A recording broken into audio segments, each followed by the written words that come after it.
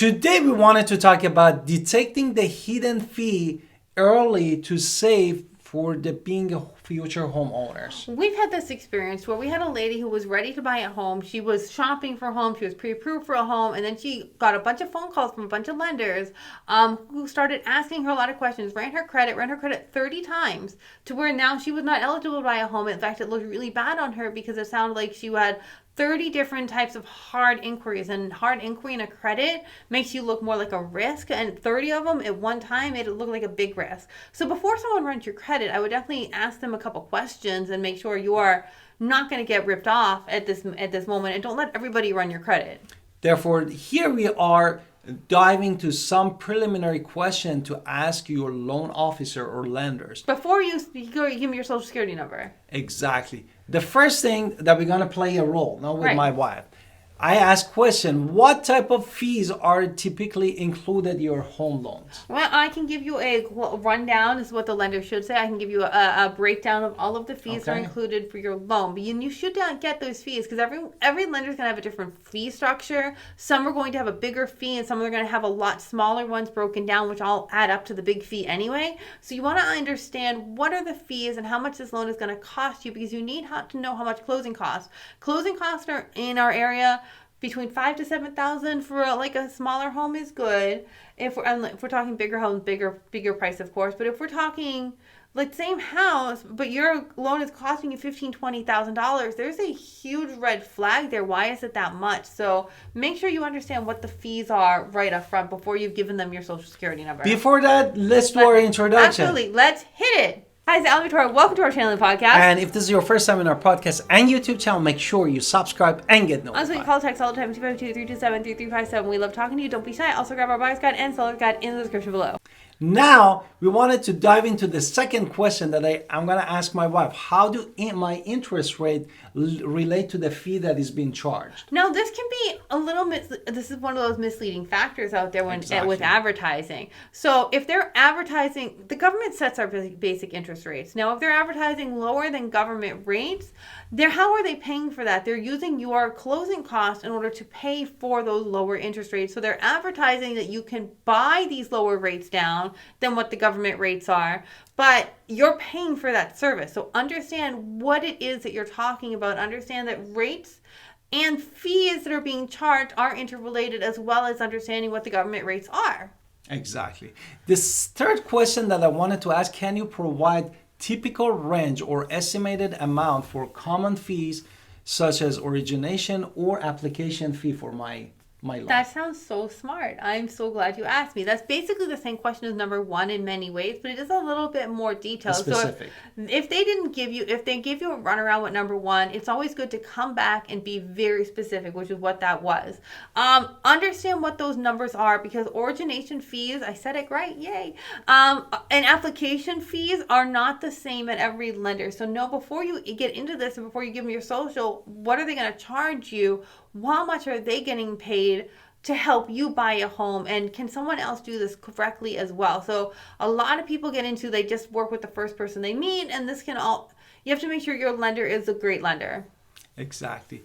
The next question that I wanted to ask you is, are there any scenario where certain fees are waived or reduced? If they can be negotiated down, or that's always an amazing thing, take advantage of any promotions that the company is offering to reduce the over cost. But also, I would say on the other side, if anybody who's willing to waive their fees to zero, are they going to be in business long enough for you to call them again? So make sure that you understand what their fees are and they're honest and upfront with you. And if they're saying the company is offering, that's cool. If they're saying, oh, I'm going to waive everything, exactly, that's a little sketchy too. Exactly.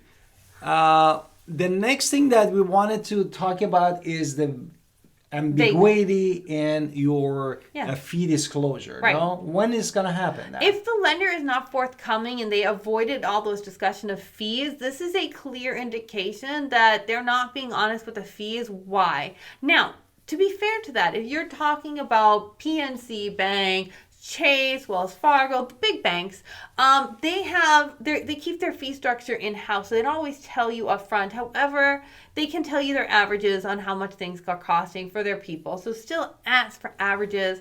I do know that the big banks like to hide these things, but if you're not working with the big bank, you should definitely be not working with someone who's vague.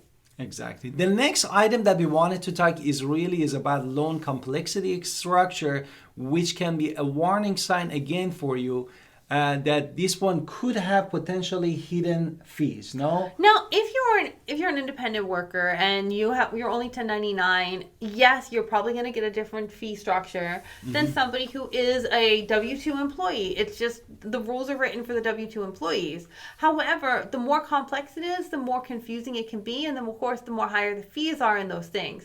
So simple loans have simple fees. Make sure you are getting a breakdown of what everything is. So again.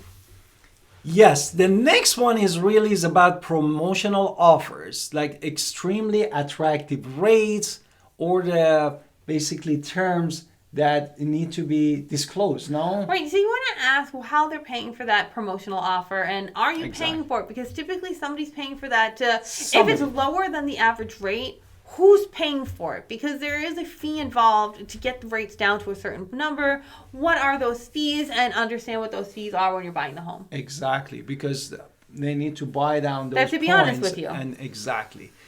And next thing that we wanted to talk about is comparison in industry in the standard. No, what we mean by that? Well, you know what the average fees are, and then look for lenders who have, if they're significantly higher than what everybody else is asking, ask why they're higher.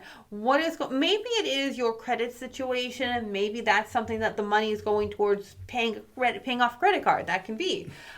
However, we do have to look at the industry standards and say, why is this more? So always pay attention to what's going on. And then how much they need to buy down that basis point to make them. Absolutely. Exactly.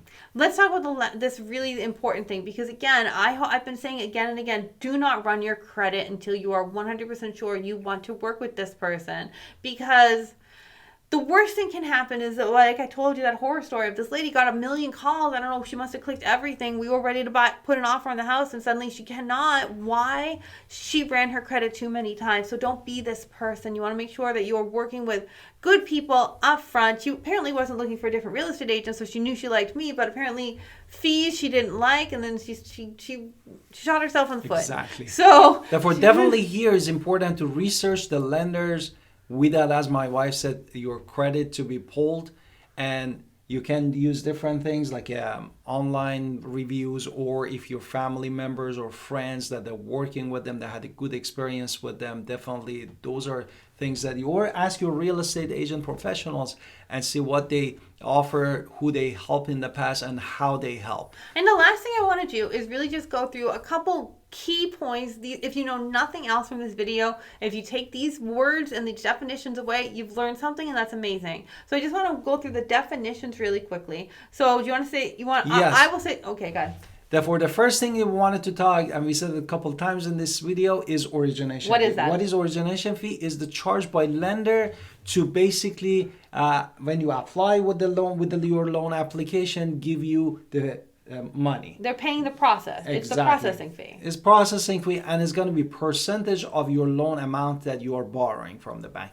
The next thing is closing costs. Right. What is that? Closing costs are fee paid at closing at the real estate transaction. It can include appraisal fees. Typically, those are done beforehand. Attorney fees, titles, insurance, any fees that you talked about with those lenders, everything's going to be paid at closing. So those are all included with closing costs. What about the next one? Points. The next one is point or discount point. Basically, is upfront payments that you give the lender at the closing cost to reduce your interest rate. And remember that each point typically is 1% of your loan amount. Therefore, if you're looking at $300,000 house, 1% of it is going to be $3,000. This is equal of 1 point. Another one is the annual percentage rate. So the APR, we might know that from our credit cards, but that's a little different. So it's the total cost of borrowing, including interest rates, and it's shown as a yearly rate. So the more you can pay off your loan, the better over term. The next one is prepayment penalty, is a charge for you to pay off your loan early Not all the loans, of course, have these fees, but you need to ask that. In North Carolina, if it's your primary residence, they're not allowed to give you a prepayment penalty for a primary residence. This is against the state law. If it's not your primary residence, if it's an investment property, of course they can have these fee structures. So just make sure you understand what you're getting and ask this question. What's another one? And the next one is the late payment fee, which is additional charge for your payment if you made it after the due date. Right, so let's just, if your due date's, I don't know, January 1st or the 1st of every month, then you don't pay it till the 5th, you've just incurred a late fee. So this is a very simple one, but understand that those still apply when we're talking about lenders and mortgages as well. Therefore, by understanding the terms and question, and then how you can basically ask those questions, it helps you to be more proactive doing your research. And it helps you kind of have the smell test when we're talking to lenders, because not all lenders have your best interest in heart. There are many, many great lenders out there. You want to work with one of the many great lenders, but make sure that you're kind of asking questions before you put your trust into somebody and just randomly give your social security number to someone on the phone. Exactly. And don't forget to call Alan Victoria. We are here to help you at 252-327-3357. Also, follow us on social media and see you in the next podcast and video.